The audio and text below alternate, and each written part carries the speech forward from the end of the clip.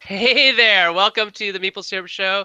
It is episode 119, and we are live today with our guests, Cecilia Hyland, Eric Hyland, Paul Tseng, and we're talking about graphic design in the tabletop industry. So we have two graphic designers with us and a spouse of a graphic designer who's also happened to be a great game designer. So Eric's joined us to talk about actually some really important things, maybe even more important for most of our viewers than the actual graphic design stuff, because what he's going to tell us about is the basic design skills that Cecilia forced him to learn. We'll talk about that a little bit later.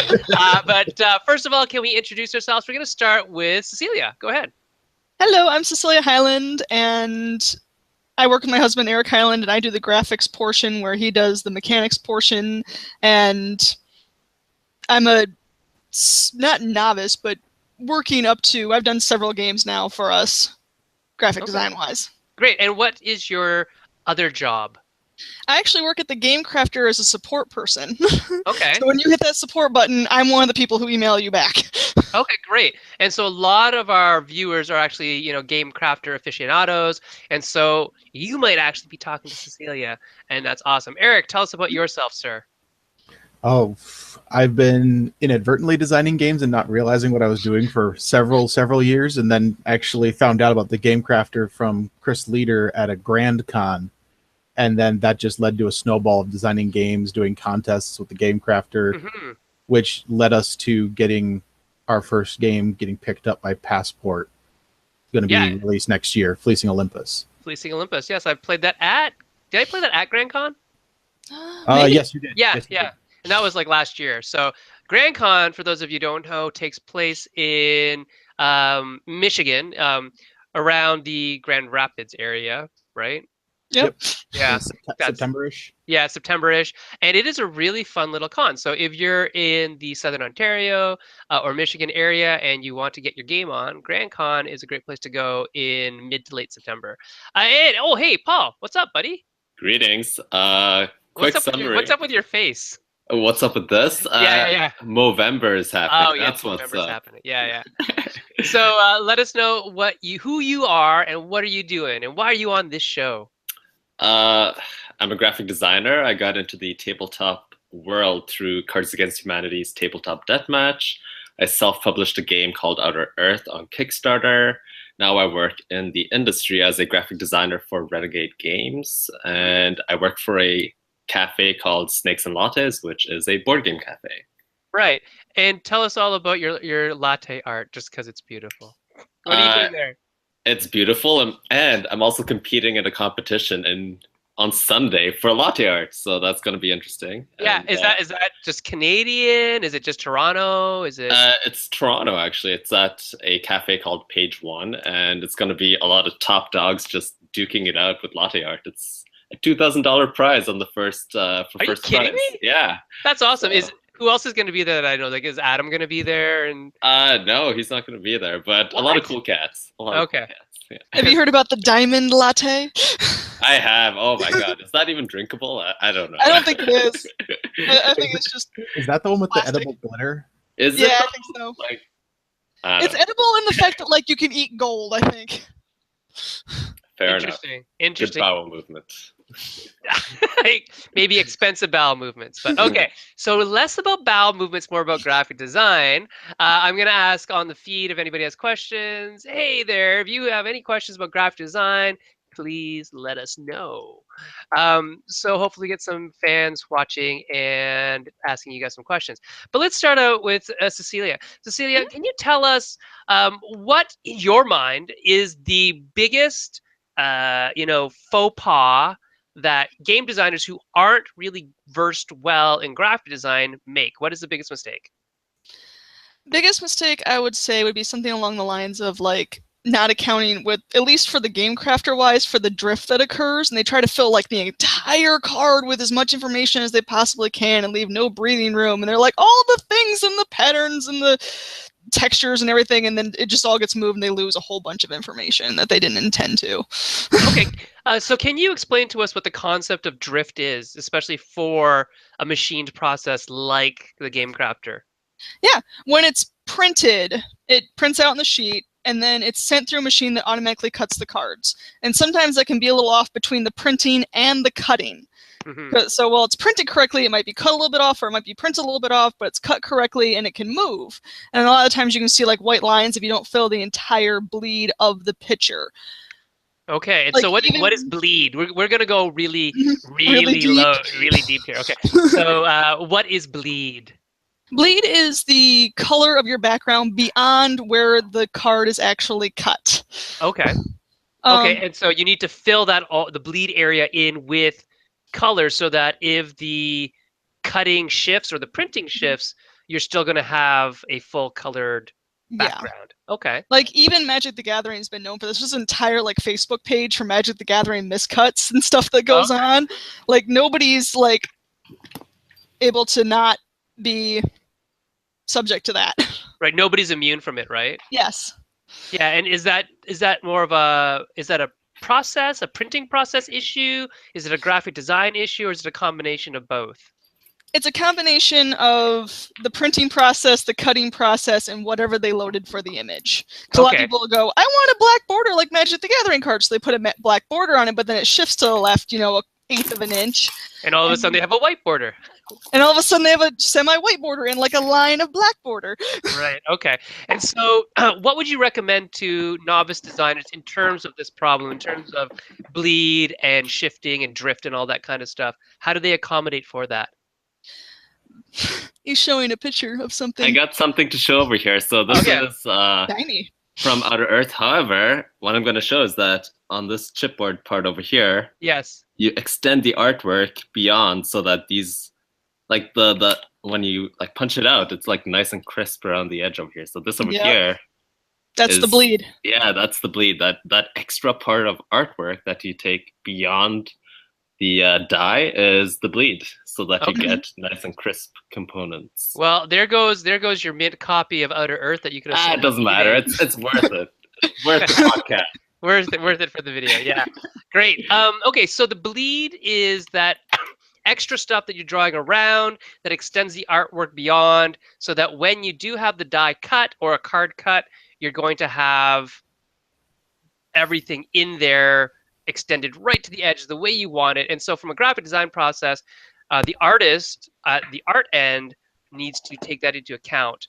And since a lot of people are, desktop publishing and doing their own stuff, they really need to think about that. What does the game crafter have in terms of resources for budding graphic designers? So game designers who aren't graphic designers but are doing their own layout.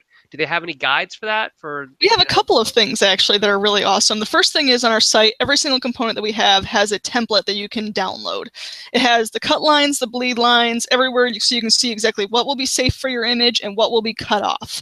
Another thing you can also use is our brand new thing called Component Studio, which will automatically show you this stuff, and you can load everything onto it and export it, even like as a PNP. And it has all the stuff loaded on there for you. It's a really cool program. Right. Oh, yes. And so with Component Studio, it's a subscription fee, I believe. It's like $5 a month. I think the first K coupon still works. Okay. And the other thing that it does is that you don't actually have to use it at the Game Crafter. No, it's totally separate. Yeah. So you use it to make stuff, and you can print it out at home. But the beautiful thing about it is if you did want to use a Game Crafter, it integrates completely seamlessly, if I remember correctly, with the inventory system. Right? Yep, so you can actually load everything straight onto your Game Crafter account into a new game. Right, and that's nice and really, really great for that kind of thing. So Component Studio is what it's called, Cecilia? Okay, so if you are a budding game designer and you don't know nothing about graphic design, the Component Studio actually has like all the guides that you're going to need to get it from your head into what we call pre-press. And then from pre-press, then it goes to the printer and things like that. So you'll be able to do all that kind of stuff there. Now, a lot of other companies like Panda Games, they put out this really great manual over the last year about how to prepare your stuff for pre-press for them as well. So a lot of companies are recognizing that graphic designers, just regular old graphic designers, I'm not sure where Paul and Cecilia, you cut your teeth. It might have been advertising, it might have been magazines, it might have been something else. But game design has all these other things that are different than, say, traditional graphic design that you have to take in consideration. So a lot of people, they could do pre-press for an ad, but they had no idea how to set it up for a machine that had die cutting. So that's why Panda did that as well. So I think there's a real movement towards that. Paul, what do you say? What do you think is the biggest problem that you see when you get prototypes that you have to do the remainder of the graphic design on for things that come through Renegade's door? What do you see? So I pretty much deal with a lot of very polished designs. However, when I go to Snakes and Latte's designer night, I see a lot of varying levels of prototypes. And to be honest, I do agree that adding too much to a component is an issue that Cecilia was talking about. But I also feel like understanding that you know what, there might be other components that might be better for your purposes. A lot of the times it's people who maybe only use a deck of cards or trying to slim it down a lot. And I feel like being a bit creative and thinking outside of the box to see if they can incorporate something a bit more unique and interesting is something that I would love to see more in game design and the up and coming budding game designers out there. Probably a lot of Magic the Gathering layouts. Yeah, a lot of copying and not a lot of innovation, I feel. Okay, so what do you think could be innovative from a graphic design perspective in a new board game or card game or something like that? What would you be looking for, Paul? What would strike you? I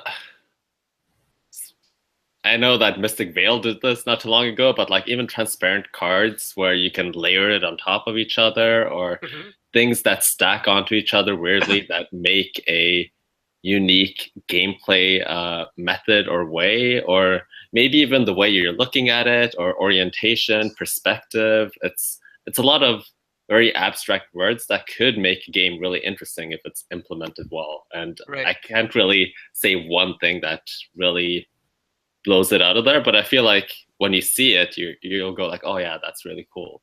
Like I played this game where you're flipping pancakes a long time ago, and it's just so creative to like take a chipboard component, like you cut it out as like a pan, and then you just flip these pancakes, which are cards, and then you have to like flip them once and place them down. It really takes something really generic, which is a kind of like a chipboard component, which is like heavy cardboard, and it makes it into something fun and physical. So that should be the Meeple syrup game. That's it totally could be. Yeah, that's all. That's let's figure out who owns that game. All about pancakes. Did you see that in Toronto? No, it was actually at Gen Con. Oh, cool. Yeah. Neat. We'll have to look for it. So, Eric, I want to ask you, before we got on the air, I asked you about, graphic design and stuff like that, because you're really a game designer. But you said that your lovely wife had forced you to learn some of the basic skills of a graphic designer so she could focus on like the hardcore stuff. What were those things that she made you do? It was that sounds weird, but okay. Well, it was because we had gone through a few of the contests, and there was a deck builder that I'd been working on for a while that I wanted to actually get printed onto a nicer prototype. And it had lots of cards that had a whole bunch of little minor details that had to be slightly altered every different card. And it was a lot of the monotonous graphic design work that she was just like, all right, here's your template. This is this. This is this. Don't do this. Save it like this. You have questions, I'm in the other room. Okay. And she left me to my own devices. So and what 200 some odd cards later. Yeah, right. Did it take you a long time to do? Did you learn from that experience? I did. I had a few questions as it went along just to make sure I was saving things correctly. And she and I use GIMP. Okay. So GIMP has this little, it has a quirk to it where if you delete the beginning letter, it changes everything back to the default font. And it's so annoying because you get everything all going and then you delete, like you want to backspace the whole thing to change the name of something, but you can't do the last letter or it'll reset your whole font and font size. So you delete everything but the first letter. That's weird. Yeah, it's really weird. I mean, I guess that's what you get for open source stuff, but Yeah. Yeah. You think they would have fixed that at some point? Oh well. So it's just been something we've been working around. Right. But the thing that I get from it is it gives a game designer a completely new appreciation for what you're asking an artist to do. Okay, cool. Like, if I were to just go up to you, Sen, and say, "Hey, design me a board game," that's the extent of going up to an artist and say, "Draw me art for my game." Right. It's not that easy all the time. There's more work than people consider. Okay, cool. That brings me to another question that I have for you guys. Cecilia, do you consider yourself an artist? I consider myself more of an artist than a specifically graphic designer. Like, I started off artist, and then I've been working on the graphic design stuff and being able to lay out stuff and things. Okay. So I'm kind of like transitioning. Did you start off in fine art or? Pencil, paper, doing that sort of thing. No real degrees or anything like that, more than just, the passion to be able to draw things and all that kind of stuff. Okay, and then graphic design is just a skill that you've picked up over time? Or... Kind of acquired due to Eric's hobby. Right? Yeah, okay. But you've always had an eye for that kind of thing. Yeah. Okay. And Paul, what about you? Art. Yeah. And Paul, what about you? What do you think? Do you call I'm yourself 100% graphic designer. I don't do art. I do all layout, all pixel pushing, all like nitpicking, and just making it look good as a layout. No art. No art. Yeah. And do people get confused when you tell them that you're a graphic designer and they say, "Oh, then you can draw"? Yeah, they do. But I really set that hard line of, yeah, I'll do everything on the rule book, but the artwork. So you got to outsource that somewhere else, because I know that if I started doing art, it would take me way too long, and it's not a skill that I'm good at, really. I don't want to soak time and their money into something that I would do half-assed. Yeah. So I know come on. that I mean, your little food things are cute. Yeah, but see, that's not my artwork. That's my ex-girlfriend's artwork. Oh, so okay. Was that something I should have talked about? Nah, it's fine. It's fine. Okay. But yet again, yeah, I know where my strengths are, and everything but the artwork is the strengths. Okay, cool. Tell us about how you got to work for like one of the biggest up and coming game companies. How did Renegade hook up with you, and where is it leading you? I actually got a mini referral from Christopher Chung. He said that the makers of Lantern.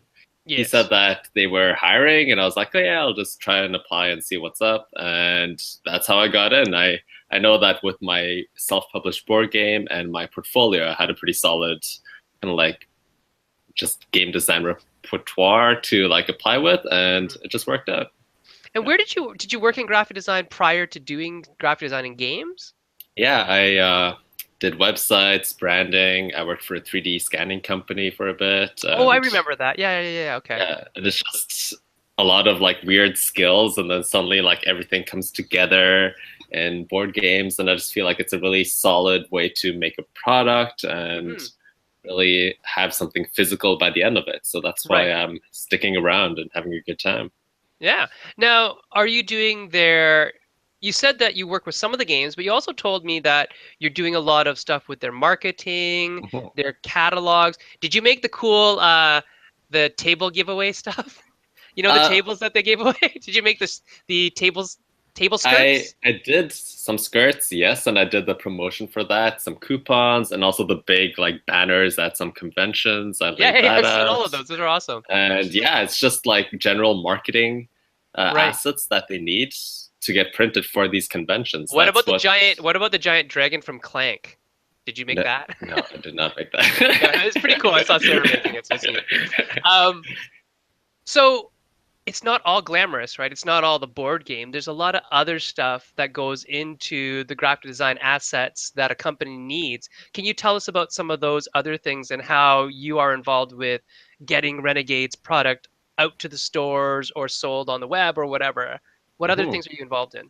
I make catalogs for them. So if retailers want to purchase games, they look through game catalogs by publishers, and that's something that I lay out and have to refresh every time. So I'm working on the new Winter 2018 catalog right now. Okay, and is that digital or physical? It's digital on my end, but I think they print it physically for the retailers. Yeah, okay. Yeah. So And also, like when you log into, let's say, BGG or some other like website where they have banner ads, it's a lot of Right. ad work and graphic design done for those parts of the world, as in the internet side. And it's a lot of digital marketing, and yeah, it's just a lot of things. A lot of Lots of things. Lots of things. lots of things. If you see Renegade stuff and marketing, I was probably like somewhere behind the scenes making that. Yeah, that's kind of cool. That's kind of cool. Can you tell us quickly what the difference is, Paul, between working on a physical product that people actually touch and move, like cards and boards and chits, and an ad or marketing stuff? What's the difference from a graphic design process? Yeah, so depending on if the ad is printed or not, you still need to worry about the physicality of it. So let's say it's printed on a table, you still need to worry about where it cuts off, like the bleed. You also need to worry about coloring, about yet again the profile that you're using. But if it's all on computer, it's very simple. Like what you see is what the screen gives out, and usually the user gets. So it's way more easy to choose things according to the gamma of the screen, and you don't need to worry about the physicality of it, how thick the stock is, what quality it is, what kind of core it is on the cards, how much you can fit on like a punch board when you're creating components. It's all about like efficiency and laying out things well, and it's just a whole different board game than just worrying about, yes, that looks pretty good, I'm gonna Okay. And check. how much say do you have as a graphic designer in things like component quality? Like, is this black core? Is this 300 GSM? What do For you get? my personal game, I had all the control, but now I Yeah, just that makes sense. But with yeah, Renegade, what do you exactly. Now I have zero control over that, which I don't mind. Like it's actually a lot of worry to think about, and like cost and nitpicking on like the amount of units that you're producing, and then seeing what the new cost will be by just changing the core or like culling some cards. And I know that from past experiences that it's just a lot of numbers that you need to juggle around and see if the price kind of works. Right. So you're like, just let me do the art, man. Just let me do the graphic design. Graphic design. Yeah. Yeah. But yeah, it's actually refreshing to just do the graphic design. I like it. Okay, cool. Cecilia, can you tell me about offers, not offers, but well, offers, but things. Trying to find the word in my head. Services. That's what I'm looking for. Services, other services that the game crafter offers that would benefit a person, a designer who isn't maybe necessarily super skilled in graphic design. What other things can they find through the community at the game crafter that would help them out?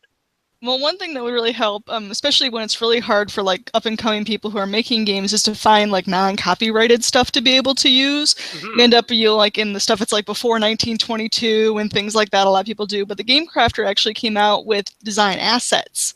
Right. Which allows artists to post their stuff for people to actually go ahead and use at like low costs and at full being able to print them and all that kind of stuff. They can choose the licensing and all that.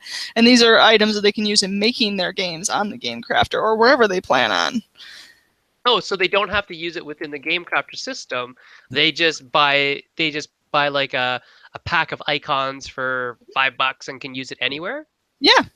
It's Okay. the artists are just licensing it for them to be able to use. That's it. Whatever they use it for is up to them. It's layouts, characters, icons. I mean, there's a ton of stuff on there. Oh, even layouts, right? So yeah, even like card frames and whatnot. Yeah.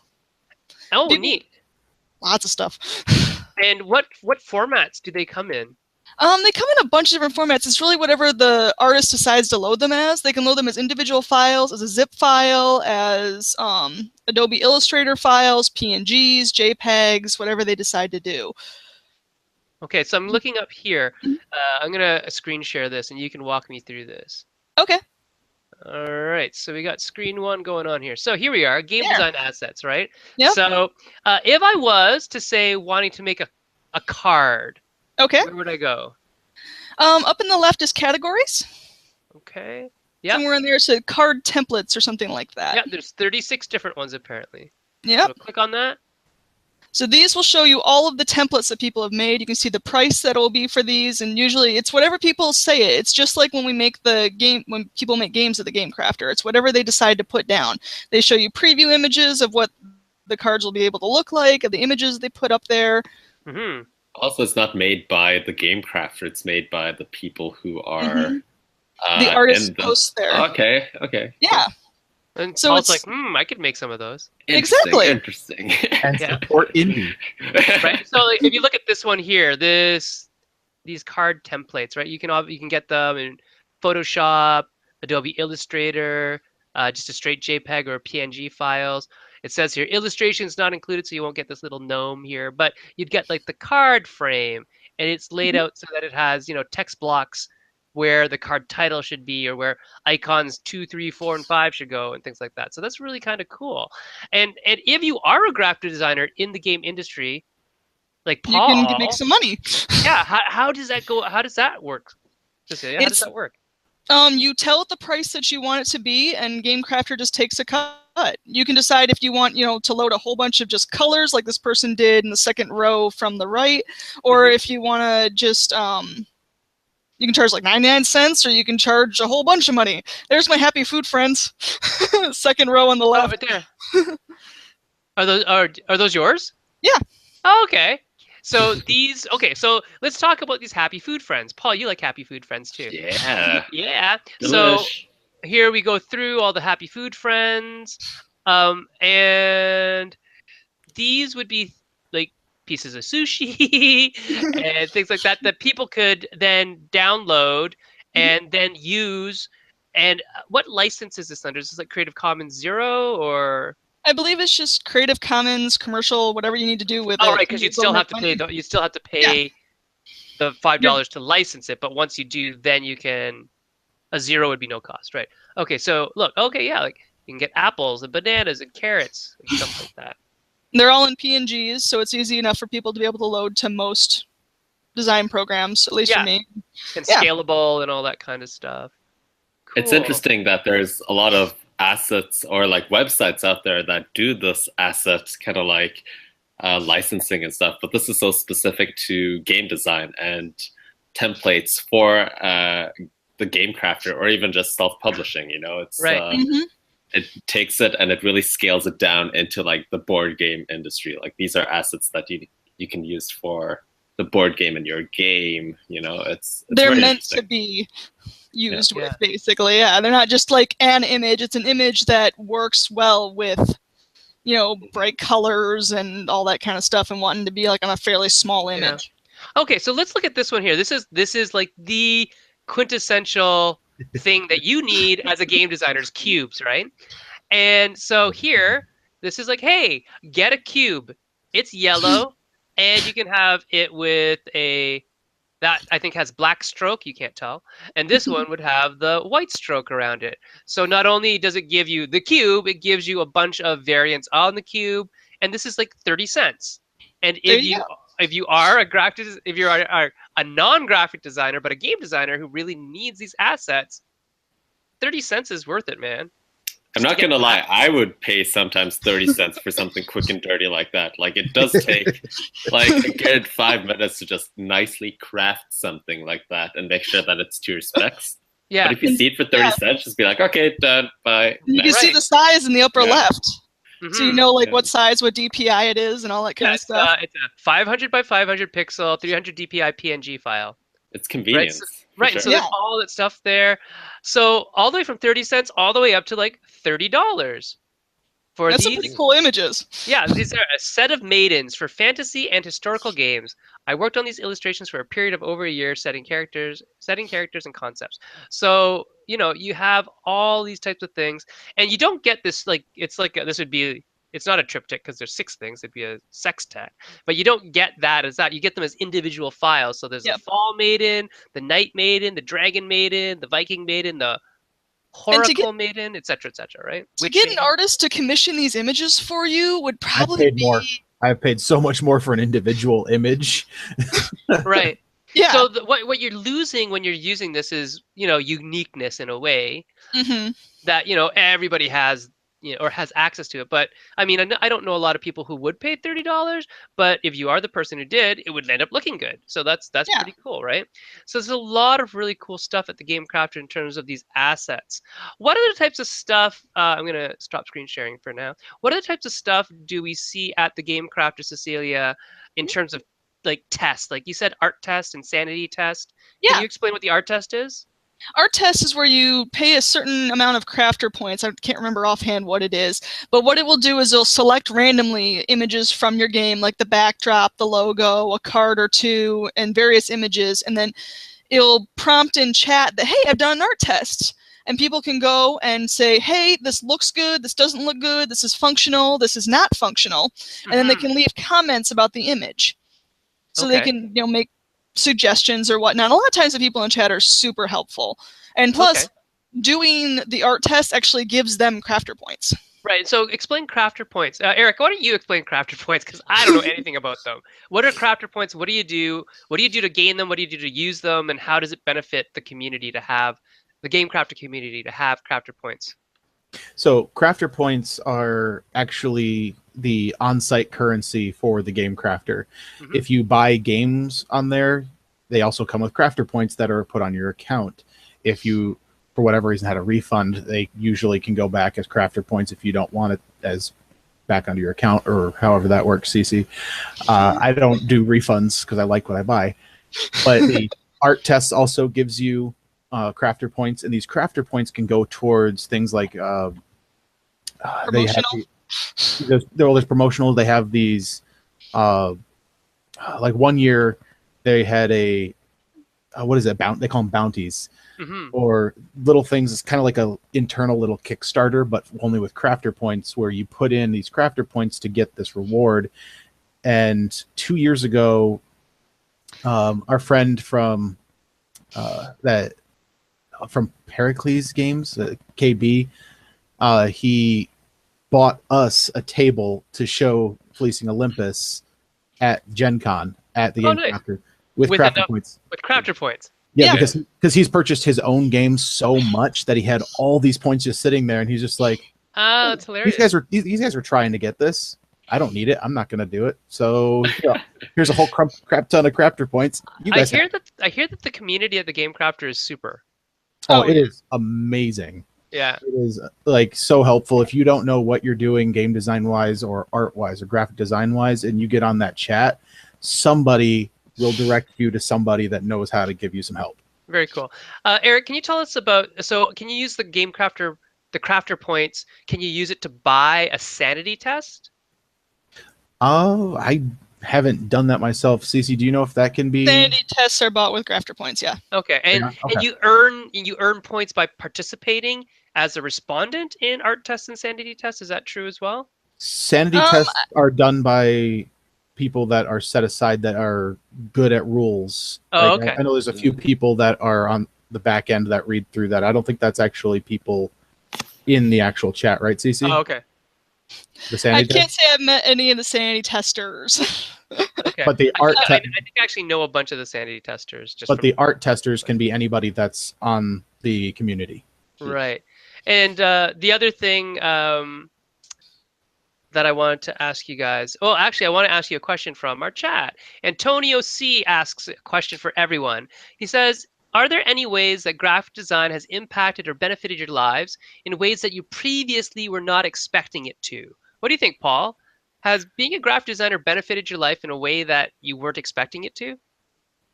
To be honest, I chose graphic design as a occupation. I studied it, and I wasn't really sure what I was getting into, but it just opened up a whole new world of following your passions and just applying graphic design to it.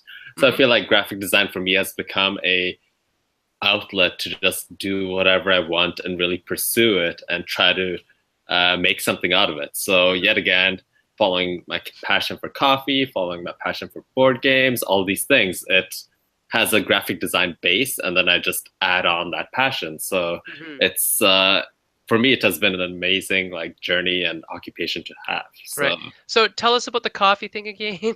What's going on there? In a nutshell, I recently started doing workshops for just teaching coffee, and I'll soon be doing like a latte art workshop, but it's all about marketing myself as a coffee influencer. And Is yet that again, a thing? That's a thing? Coffee that influencer? you know what, that will become a thing once I get enough What's you clout. doing? Okay, great. Yeah.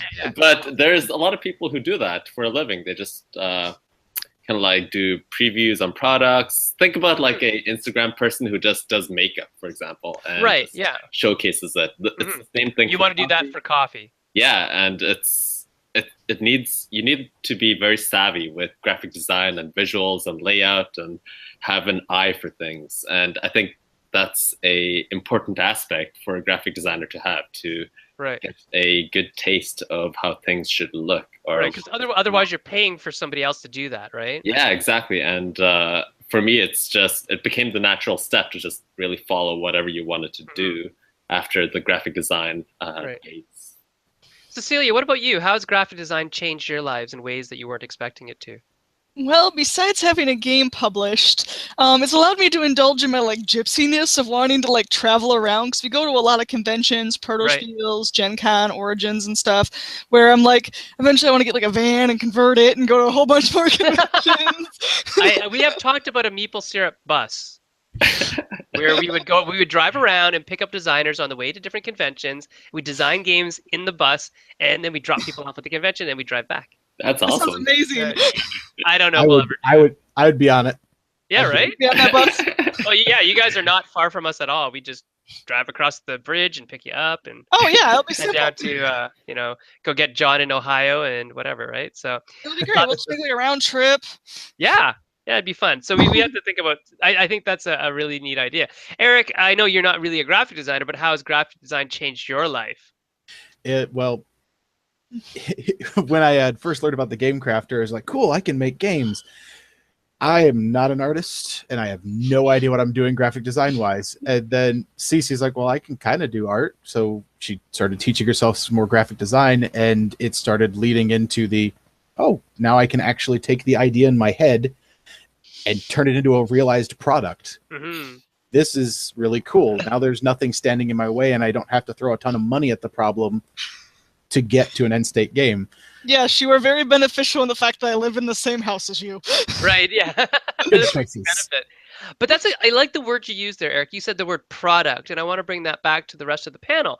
So my question to you is when we make a game, I view it as curating an experience. Do you guys think of it as graphic designers more as a product or an experience? What do you think, Paul? Product or experience? When I'm designing a game, yes, it's all about the experience and how they will interact with the game and the mechanics. But as a graphic designer, I just feel like it's more of a product. You're a bit more distant from really what the game is intended to do and what its purpose is. You don't really know exactly what you're trying to convey. So you don't have that, I guess, knowledge to fall back on to then tweak it back in again with the graphic design. So as a game designer, yes, you are curating an experience, but as a graphic designer, you're just making sure that everything is legible, easy to understand and read and really take in, and you're just trying to curate that to the best of its abilities. Right, so more about the product's usability than about the experience they're having. You're hoping the experience is taken care of by the designer. Yes. The game, right? And the graphic designer then says, okay, now here's a product that looks good on the table, looks good in the hands of the users, plays well from a physicality standpoint. Okay. Yeah. Cecilia, what kind of arguments, not arguments, but have you ever butted heads with Eric about how to depict things graphically? He's running away. Yeah, when you have graphic design comments about things. Yeah, discrepancies or differences in opinion. How's that? Most of the time he's just happy he has something shiny. Right. I will say it's interesting from my point of view versus yours, Paul's, is the fact that because I'm part of the design process, I understand the mechanics of the game in depth. There's been a few games that I've done outside of the ones that we've actually created where I've been in that loop of outside of, knowing exactly what the game does and where you're just making the images. So it's interesting to see it from both sides. I find myself tweaking things a lot more when it's our own game, deciding things like that. But most of the time when me and Eric have look at images and try to figure out what we're going to do, it's usually just a discussion back and forth because I've designed things between us in ways that I know I can tweak things really easy. Okay. So you built yourself some back doors that you can use to like change layouts and things like that. Mm-hmm. She says easy, but there's been times where I just like, oh, it'd be really cool if we did this. And then she just kind of looks up from her computer and goes, then I'd have to redo all of this. And I was just like, we can wait on that. Yeah. Well, I mean, I think as you get more skilled as well, you're going to learn some tricks, right, and some ways to make that easier. Paul, what's your number one trick, graphic design wise, when you're doing like layout or whatever? What's something that you do that you don't know if anybody else does that you found that makes your workflow faster? Automation. Figure out how to automate things. What kind of automation are we talking about? Are we talking about like importing a CSV into? Sure, yeah, CSV numbers, putting it into like an InDesign and having the number always reflect and kind of like refresh according to the CSV. Photo editing. If you need to edit more than like 5 photos, make a script for it in Photoshop and just go through it. And yet again, just learning those basic skills of how to like set up a script will save you like tons of time back like as you go, because the script can like automatically bring you up to the levels of each image and you just like tweak it and then you press next and then it goes to the next image and it comes up like the level part again and you just tweak it again, save. And instead of opening every image, opening the levels, tweaking it, pressing save, saving it to a location, it just automatically brings you to the level point and it allows you to tweak it there. So time saving, yeah. Find out ways to save time. Right. So when you build a script like that, Paul, is that a script that you can then use with lots of other images? Like you can save it in a little toolbox for you? Yeah, you can just make script files in Photoshop, and I would say make scripts according to what purpose you need it to. So sometimes you need to like save images down, and yet again, it's just the easy thing as like you do the action, you physically do it for one image and you record your actions. And then you just say, oh yeah, when it wants to save down, I just want to be able to manipulate this part manually. And then you check that off and then you run, let's say, a folder of images through that script. And each time it asks you to save it down, you can maybe crop it a bit differently or like tweak it to a different size. And you just don't need to like individually open every image, individually like save it. It just does it for you. And it's and eventually, I mean, you could batch process whole bunches of things, right? Yeah, 200 images. If you want to watermark everything with a particular copyright symbol in the bottom left-hand corner, you don't have to write that every time or even copy and paste it. Just batch that, right? Yeah, so figure out a way to batch things, because in prototyping and game design, you're gonna like do a lot of things a lot of the time, and it's gonna be a repetitive action, like putting things in places or like something that could be maybe batch done. Cecilia, what about you? What's your trick that you've learned over the last little while in graphic design that has helped you improve your workflow? Well, tying to Paul's would be that I need to use Component Studio more often because it does exactly what he just said. Go ahead. Where you can upload your images and upload all the data into a spreadsheet of what you want each card to say, and then you can manipulate individual aspects of those cards and it will change everything across the entire span of your set of things.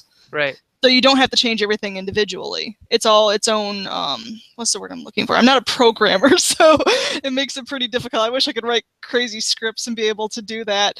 But yeah, no, definitely learning that would be my biggest thing right now. But it allows you to do exactly what you said, Paul, which is change a whole bunch of stuff at once versus going through each and every one. But probably for me, the biggest thing that saves me time is making sure with whoever I'm talking to, I've gotten a whole bunch of images that they've, you know, a lot of times like commission artwork, like drawing and actually making artwork versus graphic design, is getting basically as much as I can into their brain and making them give me as many images as they can think of for what they want. Like I'll be like, make a Pinterest board and put everything on it that you want that's kind of like this image that you want from me. Right, so like a mood board or something. Yeah, kind of thing. Yeah. Okay. Eric, what about you? What's the number one graphic design skill you think you've earned over the little last while in the last year or two? It's gonna sound dumb. Nope. But save every few minutes. No, that's perfect. Because there's been times, even in video editing or any type of thing that I've done, especially with the graphic design, when I was going through that deck builder, I got a whole bunch of cards done. Something got screwed up somewhere along the way, and I didn't save, and I had to start over. And it is so frustrating when you are doing that monotonous type of work where you're just little symbol here, little symbol there, and then, oh, I got to do all of that again. Right. And I guess that's another thing about scripts too, right, Paul? Like if you know something fails and you didn't save those 200 things, running a script and letting it sit for like the 10 minutes it takes to do it is a lot less labor intensive than moving that icon over 6 pixels on every card, and you have 600 cards, right? But Eric brings in a good point that sometimes you just can't use a script. You have to go into it manually and really position things, icons or something, in a very specific way or fashion that a script cannot do. So yeah, it is easier when the script works and you've made something really good, but sometimes you need to go in there with your own eyes and really tweak it in a manual fashion. And that's just what you got to do. Hey, I wanted to ask you, Paul, because you've, I don't think Eric and Cecilia have done a Kickstarter yet, but you've run a Kickstarter yourself, right, Paul? You did all the graphic design for the Kickstarter page. Yes. What is involved? Because I know I didn't do mine. We let Josh do it because Josh is ridiculous. But what's involved? How long does it take? And it looks like a lot more. It's a lot more. I think it's a lot more than it looks like on the screen. There's a lot more magic that goes on behind the screens than you see when you open a Kickstarter page. And so when we're looking at something like one of Gavin's Kickstarters, like for Brass or Steampunk Rally, and there's like animated GIFs, whatever, and there's all those things going on that look great, but seem so simple. How much work is it really? It's tons of work. So just if you open any Kickstarter page, you'll see a awesome video, hopefully. Yet again, you need videography, you need audio, you need video, you need actors, you need maybe animations like After Effects to have these small animations go into the video, yada yada. And this is just the first thing that you're seeing. And then scrolling down, you see yet again the GIFs or the banners and all of these pledge levels, and always updating them as in, yeah, stretch goal unlocked. So you need someone on deck all the time that actually looks at the number, adds in that change, and makes sure that, yet again, things are updated and good to go.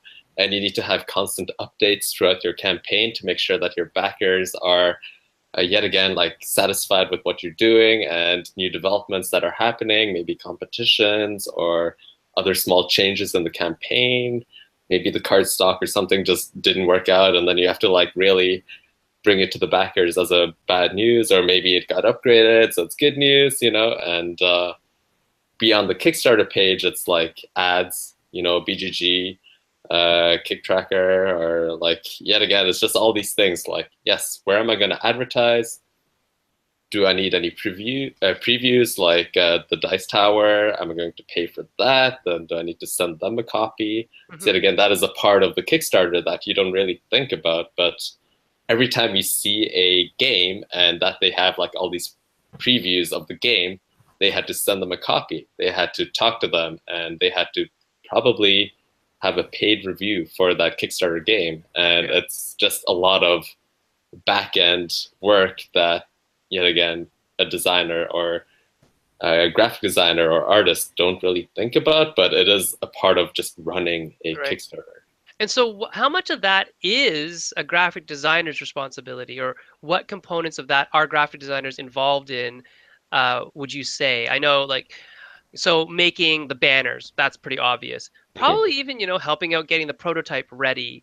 There might be a graphic designer involved in that. But what else is there that, like you said, like when stretch goals get unlocked? It really depends, because the graphic designer can pre-make all of these assets and just tell the Kickstarter like admin person like, oh yeah, when this unlocks, just upload pledge level O2 and then change that. So yet again, the designer still needs to make those changes to the assets and export that image so that they can just easily upload it and have that ready when that time comes. But yet again, it's not something a lot of people think about, but whenever something just changes visually and it's not text, it's an image and something is happening, and it's the graphic designer that needs to make that thing happen.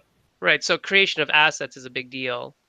Yeah, I would want a lot of assets ready to go when I hit them. I don't want to make them as I complete them throughout the Kickstarter, for sure. So it's like, okay, let's just prep everything, upload it to like Dropbox, make sure that everyone has this shared like view of it, and if I get sick, you know where it is. Okay, here you go. Right. Let's go. So have you done the graphic design for other people's campaigns? No, I haven't. I've only worked on other board games and their graphic design assets, so not Kickstarter. Right, because Renegade doesn't kickstart, right? So no, they don't. Yeah. So if you were, how much would you charge for something like a big campaign? Is that a lot of work for you? Like when you ran your own, was it a lot of work doing the graphics? It was a lot of work, but I think the video was the most work because you really have to tweak that properly. I think the assets were actually pretty easy. Right. So maybe if you were asking for just like banners and some basic GIFs and animations, like $200 to $500, depending on how complicated you're looking at like the banners to be. Like if it's just like a nice like flair with your artwork, like the game's artwork, and maybe like some kind of like sprinkles and here and there, it's not too crazy to just complete a whole campaign and be like, okay, here you go. Yeah, so you can make it changes. Yeah, you can make that pretty turnkey though, right? So and are flares and sprinkles, are those technical terms like bleed and drift?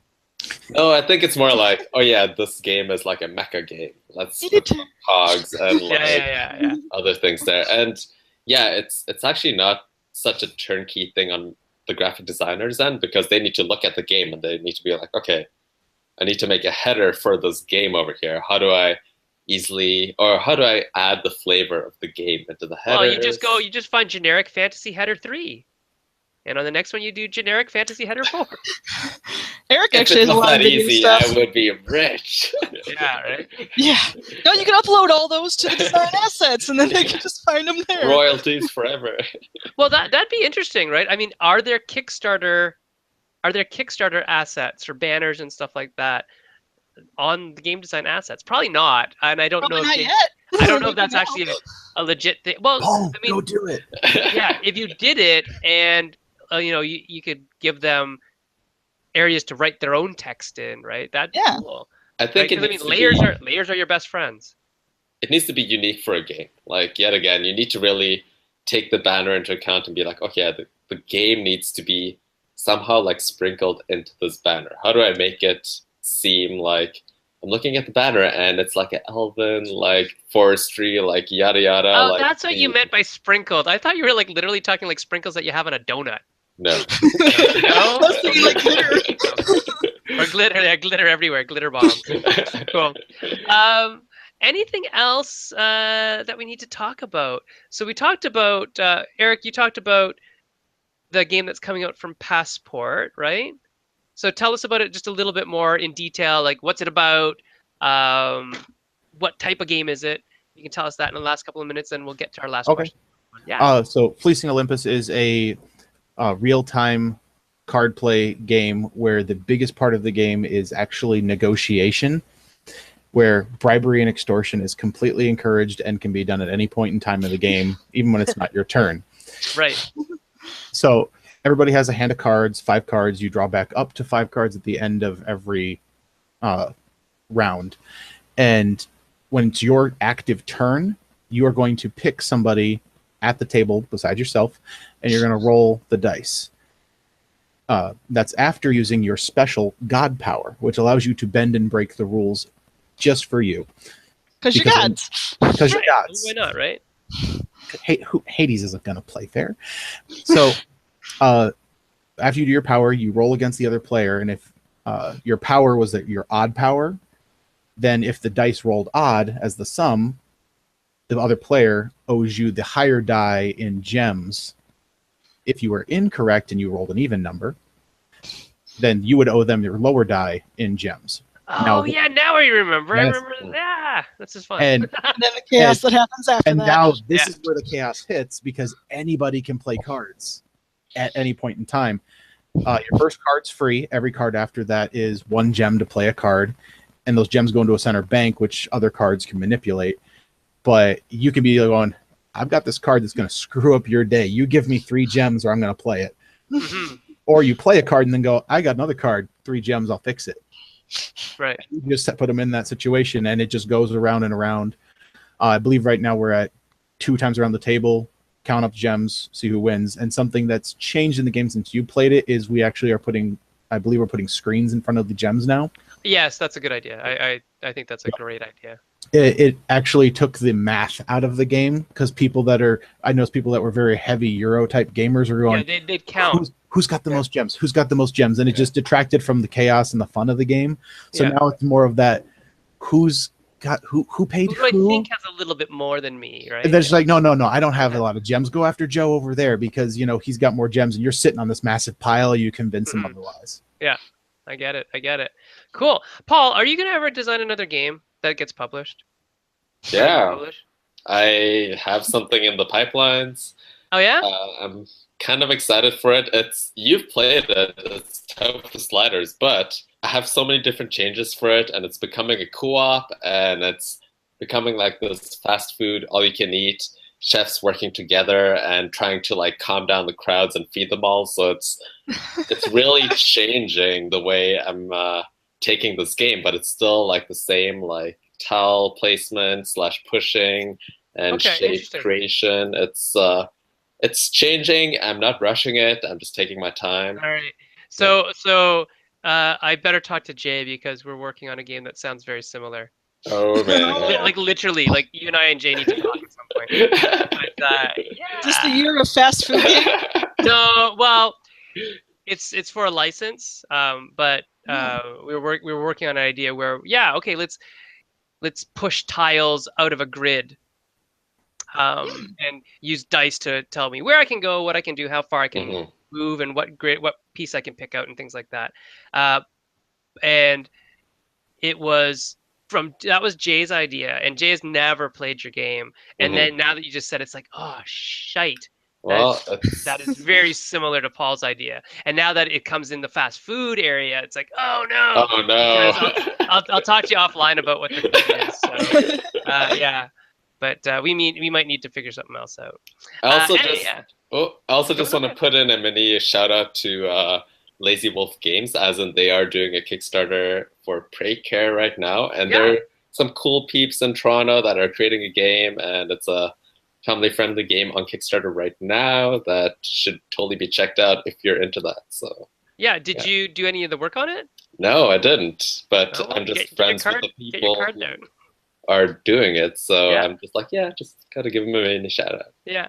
And Cecilia, any last words of advice from you to people who want to maybe get into the industry as a graphic designer? Never stop making art or trying to make things. I mean, it's like the Inktober thing. As long as you practice every day, you're going to get better. Right. And what tools of the trade would you recommend for somebody who's just starting out?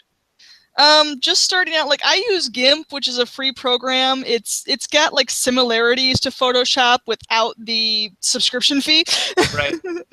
And it's I think it's fairly easy to get into. Other people, I've also heard that one called like Critter's pretty easy. It's an also open source one, I've and never it's heard of just that one. Cool. yeah, it's something I saw like on a YouTube video a while ago. But just keep doing stuff. Right. Paul, can you tell me what tools you're using right now? I pay for the Adobe Suite, and Yeah. it's because I need to really have the same, I guess, system and platform as the people that I work with, and it's Right. just a great platform in general. I know it is a bit expensive, but maybe get the older editions that aren't on a subscription based, and really Oh yeah. You go could with get that. you could get like CS6, I think. Six, yeah, The for last a subscription, flat fee, or you can like find it online somewhere. I didn't tell you anything, but yeah. Magical. Yeah. Okay. And out of the suite, what are the tools that you use most? Photoshop, InDesign, what? uh, Illustrator? so I would say for creation of rule books and physical like cards and assets, it's actually InDesign, and then Yeah. you bring Illustrator and Photoshop and place assets into InDesign. So it's like Illustrator for vector, Photoshop for pixels, and then you bring those together into InDesign for Right. publishing slash file creation for print. Right. Okay. So let me get this right. So vector assets in Illustrator, Mhm. photo type images and manipulation of that stuff for Photoshop. Bring all those assets that you create in those two programs, icons, images, whatever, into the layout program of InDesign, and Mhm. that will allow you to spit out the stuff that's print ready. Exactly. Okay, I got it now. See, these are I'm learning. Okay, great. Education. Yeah, and I think like we use a couple other programs. So we use CorelDRAW, which is basically the Corel version of Illustrator, to do the vector stuff. What else? Jesse has been using Is it Inkscape? Inkscape, yeah. Inkscape, which is sort of a paint program, I guess. So there's really three different types of artsy type four different types of artsy type things, right? There's like vector, image, or whatever, pixel, the layout programs, and then there's also that like realistic art media type stuff. Do you use anything for that, Paul? Photoshop could be that if you set the brushes up and Right, with the brush like tools, right? yeah. Okay. But no, I'm actually not familiar with a lot of the creating art on the computer. However, my artist for Outer Earth, he did everything in Photoshop, and it was all about yet again different brush tools and layers and like just kind of like painting on top of things. And yeah, Photoshop is the tool that you should be using in the Adobe Suite if you want to create artwork. Right. And I know there's a couple people who are using like Manga Studio X and stuff like that. So there's lots of tools out there. So depending, I think, on your style, your tool of preference, like if you're a traditional artist who likes working with traditional media and then scan it in, that's different than somebody who's going to be using a digital stylus. That's different than somebody who's going to be using point and click mouse work. So there's a lot of different tools out there. But hey, it is exactly, well, it's not exactly, it's a little bit after 11. So we're going to get going, but I would like to thank my guests, Cecilia Hyland, Eric Hyland, and Paul Tseng for coming on to the show, Meeple Syrup, and talking about graphic design and how it influences how we design games. So thanks so much for coming, and thanks to all the viewers out there who are watching. Again, if you have questions, please do ask them in the feed next time. Quickly before we go, I need to find something else. Where's season 4? Season 4, there it is. I need to tell people what's happening next week. Oh wow, next week's going to be interesting. So next week is November 29th. And November 29th, we're going to have my good friends, Maggie Cottrell and Jamie Boucher, who are with PSI and not GameWire, but yeah, GameWire-ish stuff, talking about market penetration, distribution, marketing, all that kind of stuff next week. So if you're into that, we're going to be looking a little bit about how do games get from publishers to stores and what happens in between that with product placement, distribution, all that type of stuff, and what these services can offer you as a game publisher and as a game designer who might be self-publishing. All right, so we'll see you all next week. Thanks once again to our guests, Cecilia and Eric Hyland and Paul Tseng, for coming on the show and talking to us about graphic design. We'll see you all next week. Bye-bye. Bye. Bye. Bye bye.